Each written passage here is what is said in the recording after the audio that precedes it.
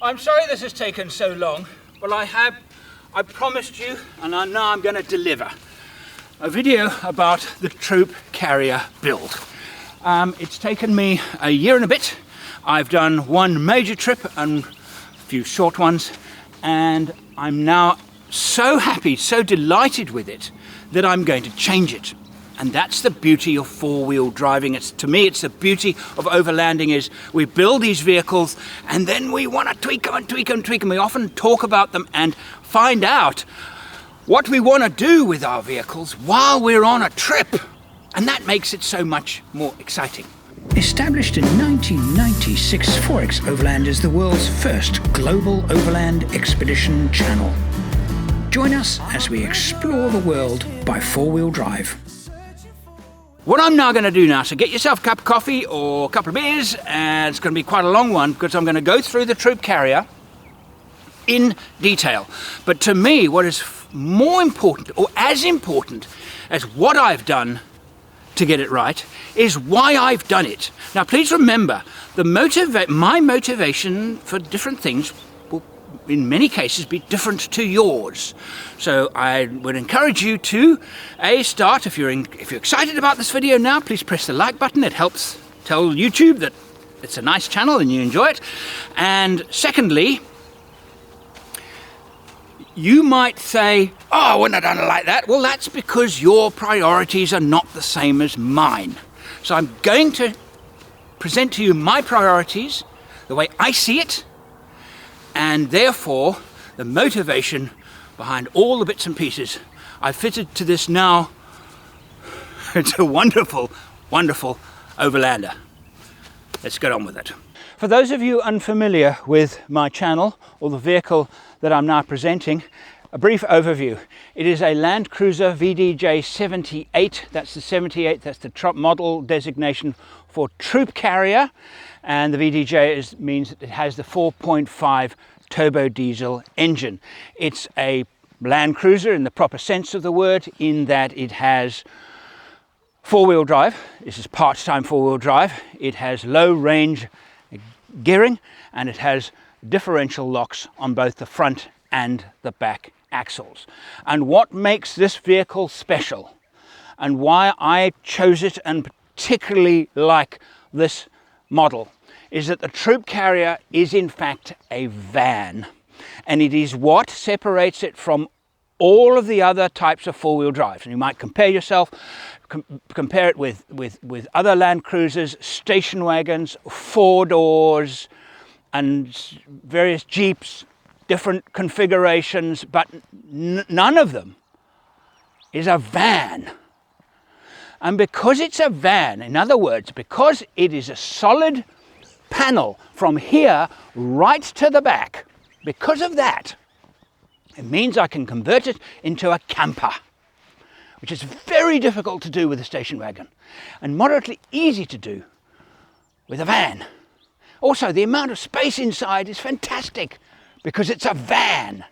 I get a lot of people saying, no, but why didn't you do this? And why didn't you build that? Why didn't you build this? Because it's more comfortable. And you're not wrong. It's a van. And I know I keep saying it. That's why. And it's got solid axles. I'm going to start from the front and move to the back and then go inside. The bull bar is made by Off-Road Animal. It's an Australian manufacturer, and I chose it over the ARB was my other choice. I only really actually had two choices. I like the ARB very much because of its reputation. I've had them on several vehicles and they are very, very nice bars, particularly their deluxe bars. But Off-Road Animal is lighter. I think looks absolutely stunning. You see, here's the thing about weight and a bull bar. It's very easy to go too far and say, okay, because I was conscious about weight. Weight was something that I wanted to keep tabs on. And I've seen it so often. So easy to build an Overlander and eventually you end up with this thing. It is so heavy that it doesn't perform well. The compromises are too great. So I wanted to be conscious of weight because I did not want a GVM upgrade. GVM on this vehicle is 3,330 kilograms. I had to build it fully equipped, loaded with water and fuel and 2 people and full of food for a trip for under 3,330 kilograms. And I have succeeded, but I have to tell you now that as much as I tried with the weight issue, I succeeded by the skin of my teeth. Okay, so there was a weight saving with this bull bar. If you now say, okay, you could have saved more weight with the bull bar, yes, I could have. Aluminium bull bars and things like that. But then, what's the purpose of a bull bar? The purpose of a bull bar is primarily to protect the radiator. Okay, very good place to fit under steering protection underneath. You can bolt it onto the bar, which I've done here, to protect the steering arms from logs and sticks and even rocks. Okay, great place to mount spotlights and a winch, obviously, and it's going to protect the lights too. So protection is a big part of this. But now if I say, okay, well, let's save another 30 kilograms and go aluminium. Well, how strong are the aluminium bars? They're not as strong as the steel bars, but I'm generalizing. How much less strong? I don't know. You see, here's a measurement that I don't know. So I decided, no, I don't think I want to go aluminium. They are so ugly. I mean, nobody makes a nice looking aluminium bar. They are all revolting to look at. And I mean, these are beautiful. I wanted the aesthetics. I wanted to build a beautiful Overlander as well. And don't we all? When we build the Overland vehicles, we do. We want to build something that looks nice, as well as nice to play with, nice to drive, and nice to go on trips with. So looks was important to me, is important to me. The off-road animal bar, I think, looks stunning on a troop carrier. In fact, all of their bars look good, actually. Some better than others, but I love this bar. All right, the winch. I decided to go on a budget winch. It is a 12,000 pound. It's made by Runva. It's one of their budget winches. I very rarely winch. I mean, I'm an off-roader, yes. I like going off-road, but I'm not the kind of guy, I've done it, and I don't do it anymore. And that is, there's a hill, let's drive up it. Just for the sake of driving up it. I generally don't do that. I like, my off-roading is where I'm trying to get to a place because we want to camp there or want to see something and film something and make it part of my storytelling. And whoa, this is difficult. This track is really tough. Love it. Love it. But there's a great big pile of rocks. Let's see if I can get over it. I'm not interested in that. So winching isn't a big part of what I do. So I did select one with the plasma rope because it's lighter and actually safer. That's my winch choice. Spotlights. All right. I may have mentioned earlier, I've got a phase 2 in my head, and that is to improve the front lighting. These are rock loom. The model designation is printed underneath now, and they are very robust, seriously nice quality, and they give a very, very nice, fairly condensed beam. I get very good range, but I don't get good spread. So when I get to phase 2, it's additional lighting. We'll get to that. I'm not going to talk too much about phase 2 in this video. Maybe I'll touch on it towards the end. So I've started, but I haven't finished with my front lighting. These lights here that I've put underneath the rock looms are day running lights.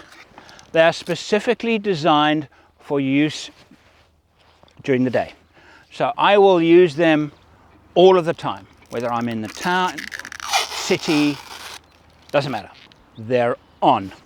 The grille is not the standard Toyota grille. This actually comes from Toyota's accessories catalog, and I have, and I'll get to that later, the color is actually a plastic wrap, and I have used that same wrap in the lettering here to make it match up, part of the aesthetics. But an important part of the front that you probably noticed are the headlamps. I have addressed some of the weaknesses of the 70 series Land Cruisers, and there are many. And the reason why we and I say we, troop carrier owners, but also there is also the 76, which is the station wagon, and the 79, which is the pickup stroke ute. And the reason why they are, I was going to say so popular, they're not particularly good value for money unless, and there was a journalist who put it very, very succinctly. It was a South African journalist when the 76 wagon was introduced. And his summary was, you really got to want one. And I agree with him. You've got to understand why we like these vehicles. We like them because they're solid axle. We like them because there's not a lot of electronics. The only electronics in the entire car is emission control in the engine. That's the sum total of it. Nothing else depends on electronics. And it's actually quite a basic vehicle. But now, here is why I mentioned this. I felt a need to change the headlamps. The standard headlamps are, okay. There's a lot about the 70 series Land Cruiser that is, okay. It doesn't shine, and the headlamps is one of them. So I've changed them to a product made by PVS. They are LED. Interestingly enough, the park lamps are not LED. They're still the old-fashioned incandescent. Something about regulations that forced them to do that. They couldn't put LEDs in the park lights as well, strangely, but they couldn't, and they haven't. But the improvement on the standard lights is significant. And of course, well, I could have spent far less and just got an upgraded LED globe. No, this is far better than that. This is not just an upgraded globe. This is an upgraded reflector, the works. Before I open the bonnet and show you inside the engine bay, I want to talk a little bit about this wrap. Standard colors available from Toyota: dark blue, midnight blue, sandy taupe, and white in the troop carrier. Only those three colors. This is the blue underneath, and the wrap is a 3M product. It is unbelievably hardy and scratch resistant. We've just done the canning stock route in this vehicle, and there's a separate video at the end of the canning stock when we actually show all of the vehicles and their different states after that very, very grueling trip, and where the brush was just really, really thick. And the damage to the bodywork on this vehicle is 0 because of the wrap, and the damage to the wrap is minimal. And imagine the branches that come and drag themselves. That's the point where you'll get maximum impact, and yet the wrap held up. The bodywork is unaffected. This is black because it looks good. This is black to reduce glare. This angle here tends to reflect a bit of light into one's face. It's not a serious issue, but I thought, you know, again, aesthetics, it would look good, and it does reduce glare. One of the things about the Toyota 70 series that they do not compromise on, well, not with this one anyway, and that is the engine. This is a beauty. 4.5 turbo diesel with a reasonably large intercooler as standard, and because this is the detuned version of the engine found in the Land Cruiser 200, it is very easy to get more power, kilowatts and torque out of this engine. Very easy, because it's actually very detuned. At this moment, I haven't done anything in that department, but I have done some engine protection measures.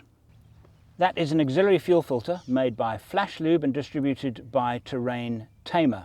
I installed this myself. They make some very, very nice DIY kits. Also Flash Lube is my catch can. I'll get to that later, and also I've upgraded my battery to a Century battery. They're Australian made. The standard batteries fitted to these things, they're poor, out of Toyota, and I don't know why they're poor, because we bought a brand new Corolla 4 years ago and the batteries just failed now. So 4 years is not an unreasonable amount of time to expect from a standard battery. These rarely last more than 6 months, so I just, even though it was actually okay, just replace it because I just know that it is going to fail. More about the catch can is basically what it's all about. Air comes through the inlet via the air filter into the big radiator on top, which is basically a intercooler to cool the air before it goes into the inlet manifold and then drawn into each of the cylinders and then burnt. The cooler the air, the more efficient it will burn. But because of legislation to reduce emissions, some of the air from the crankcase, which would normally be spilled into the atmosphere, which has a high oil content, it's oil vapor. The engine operates at high temperatures, and some waste of another waste product from an internal combustion engine is oil vapor. It's actually the engine oil heating up, and it's fed back into the inlet manifold. And that causes a problem over a long period of time. And the problem is that oil vapor actually sticks to and finds its way into the intercooler. And it actually sticks to the components inside the intercooler. Now, the faster the air flows through the intercooler, passes through it before it goes into the combustion chambers, the faster and easier it flows, the more efficient the cooling effect will be. If all of the components, the fine components inside this radiator, get coated with oil, it will reduce the airflow and reduce the heat transfer from the air to the metal. So what do? We need to catch that oil vapor before it reaches here. And that's what a catch can is. People actually selling catch cans are just, of course, hyping it up, making it worse than it really is, because they want to sell catch cans. And it's not a big deal. It's not a big deal. This, again, it's a Flash Lube product. It's DIY, and I fitted it myself. But here's the thing. This is very important. Make sure that the piping, if you're going to buy one, don't just buy the cheapest, because it's just going to be, it'll have the opposite effect if it doesn't do the job well. Why spend any money at all? Get a good one or don't bother. Secondly, the piping. The piping must not be smaller in diameter than the standard Toyota piping, because it actually replaces a part of the piping that Toyota has built into their vehicle, or whatever vehicle you may have and may thinking about putting a catch can on it. They must not be thinner, because the airflow through that must not be restricted by narrower pipes. That could cause ECU faults, and it won't work very well at all, so why put it in? All right, so be careful with that. Does it work? Well, yes, I get I probably get half a cup full of oil every 10,000 kilometers. That's vapor that's now been transferred by the catch can back into liquid form, and I drain it. So is it significant? Maybe. Do you have to do it right now? No. But if you're keeping your car for a long time and you expect a long life out of your diesel, then you really need to do it. I've also upgraded the horns with some Heller horns, because the standard horns it's another one of those things. Okay. They're okay. Could be better. Some of you may have noticed that I have changed the badging. These are Land Cruiser badges from the FJ40, I think. Anyway, from the 70s/80s, and I got them off eBay. They are original Toyota parts, and I think they look nice. These rims are made by ROH, Australian rim manufacturer. They are 8 inches wide and 16 inches in diameter. I'll get to that in a moment, but they're grey because I had them coloured grey. Again, because, well, pure aesthetics. The tyres, at the moment, I'm probably going to change them in phase 2. These are 265/75 on the 16-inch rims. They are Falcon Wild Peak mud terrain. The Troopy comes standard with 33-inch tyres. The 76 and the 79 come standard with 31-inch tyres.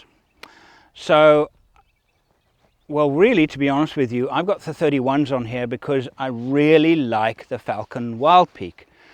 They're extremely tough tyre, and because I haven't gone for a second spare wheel in the interests of weight, we'll get to that when we get to the back of the vehicle, I wanted a tyre that was extremely strong, that I didn't have to, that I could safely do really extended travel without carrying a second spare wheel.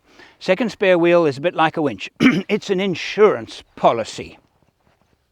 You don't have to have it, but it's a good idea. I decided not to have it in the interest of weight and performance. But I'm not that happy with the wheel size that I've chosen.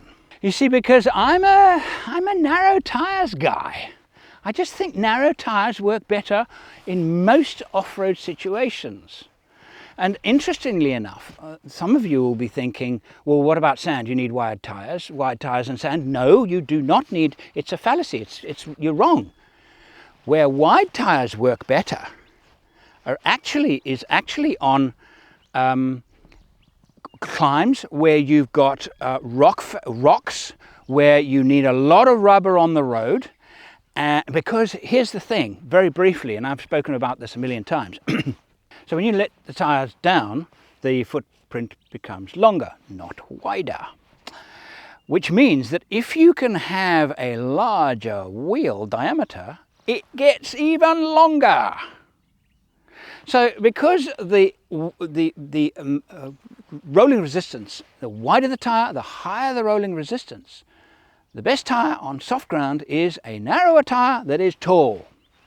Right.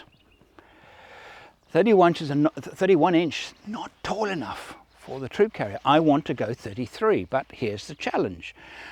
What are the choices of, and the other tyre size that I want is a 255 85 profile on the 16-inch rim.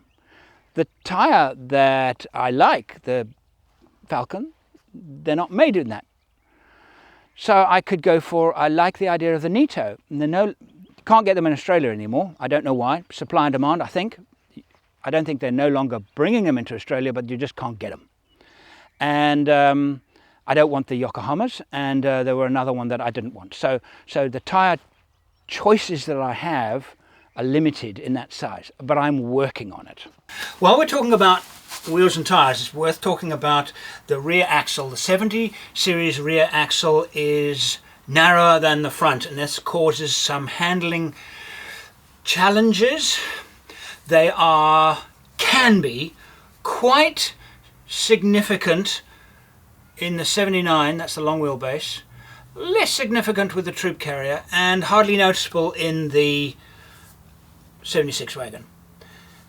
The effect is particularly bad on sand, is the back axle starts to hunt because the front wheels are compressing the sand, making their own tracks, and the back wheels can't sit in those same tracks.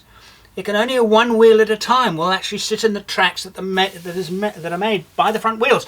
So the end result is the back does this. And on the long wheelbase, I've had situations in Namibia driving them where it's driven me crazy. However, my troop carrier in Africa didn't worry me at all, and I drove over very, very similar type of ground. So for some reason it's far more of a problem with the long wheelbase. With the troop carrier, yeah, it's again one of those things about Toyota.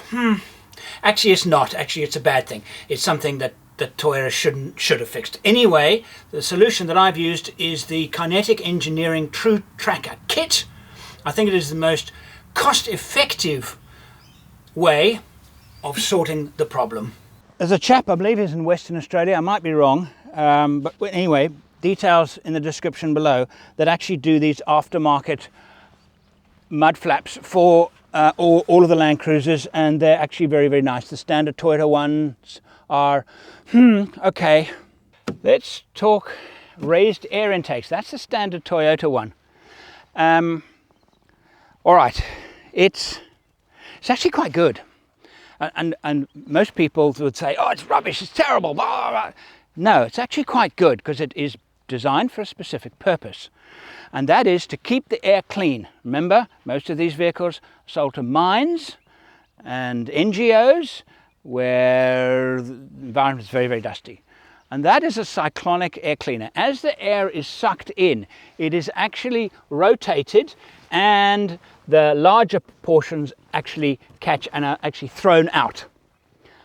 Proof that it worked was actually the canning stock route, because at the end of the trip, actually halfway, I looked at my air cleaner and I thought, it's all right, not bad. And yet the other vehicles, they were all showing me their air cleaners and they were really bad after only 4 or 5 days. I only checked mine halfway and I didn't even bother changing it. Because of that, it's really good. And proof was actually on the canning stock route, because after 3 or 4 days, very, very, very dusty. I mean, Heiner took his out, John took it, and they showed me their air cleaners and they were really, really clogged with dust. Mine wasn't. And even halfway, I inspected mine. I didn't bother changing it. It didn't need a changing. At the end of the trip, yeah, it needed changing, but it was because this filtered out so much. So here's the thing. As part of the upgrade, the second part of this build, I want to improve performance of the engine. And in order to do that, I'm going to ask the engine to breathe better, okay, by doing various things. One of them is I need to change this. And the cost of changing it is that I'm going to need to replace my air cleaners more frequently, because I've now reduced the efficiency of the air cleaning operation, but increased the efficiency of the airflow down it. Let's talk that second spare wheel issue. You know, the standard bumper is adequate. Actually, it has a little step here, a standard, which if I put a replacement bumper, I would have to now add a separate step here. Not a big deal, but I'd have to do it. And that could easily be added to the bottom of an additional bumper. And then I would have, so here's my thing. To get into this vehicle, I do that. All right, if I had a spare wheel carrier, it would be unlock, pull open, unlock, pull open, and then do this, just to get into the back. The added weight of a good quality double wheel carrier, 35 plus kilos. All right, it's quite a lot. Plus probably 8 kilos for each of the arms. You're talking 50 kilos plus before you've put the wheel on. Each of these wheels weigh 40 kilograms each. So we've got 40, 80, you're talking 150 kilograms, give or take. That's a lot of weight to hang off the back of a car. So here, one of the problems is with wheel carriers on doors. I've owned Geländewagen and the door started to crack. I owned a Defender a 110, and the door cracked very, very badly quite soon after I bought it. A few trips, and the door, the whole door was starting to collapse. So I took the wheel off it just in time before I had to rebuild the door. And the Toyota Land Cruiser, this is my third troop carrier, and I use the standard bracketry. One thing Toyota got right, that bracket and that door, and they are very, very strong. And I don't know of anybody, but I'm sure there are some people that have managed to break their rear door. But some people actually even carry 2 spares on their back doors. That I wouldn't do. No, that's going too far. That's pushing things. But that's fine. You do get a little bit more flex of the back door, and I've heard some people say, well, actually, because of the flex, it lets a little bit more dust in. I disagree with that. I think then adjust the door and get it to close. It must close really, really solidly. So I don't believe that's a problem. Let's talk suspension. Now, the standard troop carrier has got ample clearance. For touring, it has more than enough clearance. You don't need more clearance than a standard troop carrier. But it looks nice with a little bit of a lift. And the lift, it's in the books it's 2 inches, it's actually slightly more than 2 inches. They always are. But anyway, slightly more than 2 inches lift. And I've used terrain tamer, the progressive rate springs, coil springs on the front, and terrain tamer parabolics on the back. And I've used ARB, well, the Old Man Emu BP51 shock absorbers. Right, you'll want to know why I chose that. I rate the BP51 shock absorbers very highly indeed, and I was at a suspension place that I asked them to check something out for me. I had a knock and things, and they sorted it for me, and they knew who I was, and they said, oh, you'll say anything is the best if you get it for free. No, I chose it because this is the second time I've had BP51s, and I like them a lot. I like the fact that you can control the rebound and the compression, and you can tweak and tune your suspension yourself. I like that about them, and I've managed to get the ride very, very good. But here's what I've managed to do. Is this, before I get to that, the best suspension you could ever fit to a Land Cruiser? No, it's not. You could probably put the King's shocks in it, and I don't know how to make it better. Suspension experts will tell me, oh, you can make it better than that, which is what they said. My reaction to that is, yes, you probably could, because you're very experienced. You could probably make it, but better at what? Okay, you have to answer that. Better at what? Racing? Yes. Touring? Better? I'd love to see it. I would love you to show me and prove it to me. I'm not saying it's not possible. I'm not saying that at all. I would love it to be better. Okay? At the moment, it's very good. And the reason why it's very good is this. When I'm heavy, fully laden, full fuel, water, people, big trip, it's very comfortable and handles rough off-road tracks extremely, extremely well. That sound is a train, the railway line at the side of those trees. It handles very, very well when very, very heavy. And when you're driving through these, I call them yumps, no bottoming of the suspension, you feel good control, and that is a combination of the shock absorbers doing their job well and the progressive rate springs handling the heavy manipulations of the front axle, and a good set of shock absorbers. And after driving day after day after day after day, the shocks don't fade. I've never experienced any fade. What fade is a thing that happens with shock absorbers when they get very hot. Shock absorbers have oil in them, even gas shocks.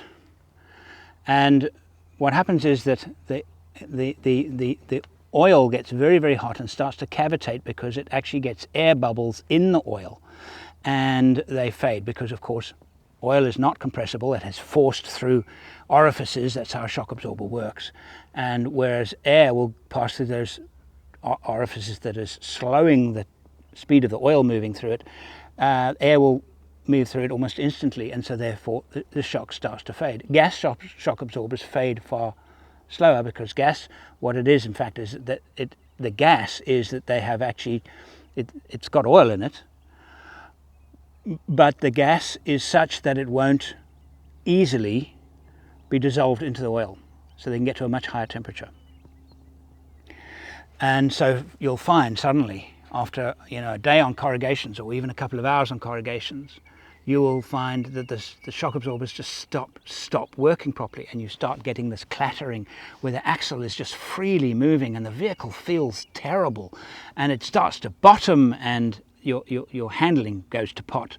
And it normally happens quite quickly, from being fine to terrible within quite a short distance, particularly in washboards corrugations. The other thing here that works well are the parabolics. Now, parabolic springs are the ordinary leaf springs at the back are called elliptical, and these are parabolics. And the way they compress and expand is different. There is far less friction with a parabolic, and what the parabolics do, and I've done for this vehicle, is that I can get, this is still really comfortable when empty, and that's a big thing for me. Because I use my vehicle as a daily driver, I often, it's not just an Overlander, and I don't commute with it, but I do use it, every week, sometimes even every day during busy week. So I need comfort when I'm driving through traffic, and then when I load it, and I'm putting an extra 500 to 600 kilograms into the vehicle, it's now got to also be comfortable. And that's what parabolics do very well indeed. They can handle both while maintaining comfort. Now for the comfort, the camping convenience, all of the other bits and pieces, the awning, the shower system, the electrical system, the tent, this little table, even these little side steps are all part of making the vehicle comfortable to live with. That in the next video. If you enjoyed this one, please would you do me a favor? If you like it, click that little like button. It tells YouTube that people like the video and helps me out. See you next time. Thank you for watching. If you are a true adventurer at heart, join us at overlandworkshop.com as some of the world's most experienced overland explorers share their secrets of successful expedition travel.